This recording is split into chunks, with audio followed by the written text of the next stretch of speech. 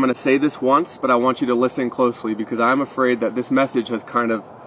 Let's do linguistic analysis. Do you remember learning what this gesture means? If English is your first language, probably not, and that's because gesture is an integral part of our language.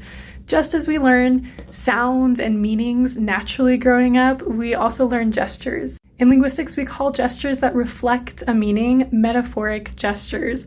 And in this case, this over my head actually represents a metaphor in and of itself. Many languages and cultures use gestures, and specifically metaphoric gestures, differently. So if English is your second or an additional language, it's likely that you would have had to learn what this gesture means. So for example, in English, we tend to think of the future as going forward. So a metaphoric gesture to talk about tomorrow might be something like this.